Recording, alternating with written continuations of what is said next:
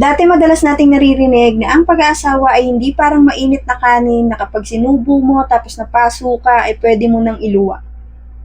Ngayon, nabaliktad na ba? Parang mainit na kanin na lang ba para sa'yo yung pag-aasawa na kapag napaso ka, iluluwa mo na? Na kapag nahirapan ka, isusukuan mo na? Kasi legit best, dumadami na ngayon yung broken family. Dumadami na yung mga batang nadadamay dahil lang sa hindi na nag-work yung pagmamahalan ng mga magulang nila. Okay, I know sasabihin mo, ginawa ko naman na lahat kaso mas magiging toxic na kung ipagpapatuloy pa namin. Mas hindi makakabuti sa anak ko kung makikita niyang buo kami pero magulo kami. Yes, naririnig kita. And I get it. Gets ko na mas tumatalino na tayo ngayon na hindi na uso sa generations na to yung pagiging martyr. Yung bang magtitiis ka kahit binubugbog ka na o kahit paulit-ulit kang sinasaktan. And that's a good thing. Kasi alam mo yung worth mo, binavalue mo yung sarili mo at kung talagang wala na kayo at wala na tayong magagawa, ito lang masasabi ko. Isipin nyo yung anak ninyo. Kung ayaw mo ng co-parenting, tanungin mo rin naman muna sana yung anak mo kung ayaw niya. Paano kung gusto niya pala makilala yung ama o ina niya? Ipagkakait mo ba dahil lang nasaktan ka? Ipagkakait mo dahil lang galit ka? Idadamay mo yung anak mong mag-suffer dahil lang nagsasuffer ka.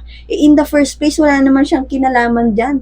In the first place, hindi niya naman kasalanang nabuhay siya dahil minsan sa buhay niyo nagmahalan kayo. Ito, makinig ka.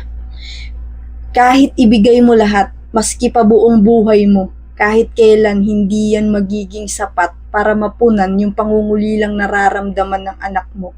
Kung masamang tao yung ama o yung ina niya, hayaan mong sila yung makatuklas nun. Hindi yung ipagkakait mo kasi hindi mo iniintindi yung nararamdaman ng anak mo. Tapos i-justify mo by saying, pinoprotektahan ko lang yung anak ko. Hindi. Hindi mo siya pinoprotektahan. Sarili mo lang yung iniisip mo. Sarili mo lang yung iniisip mo.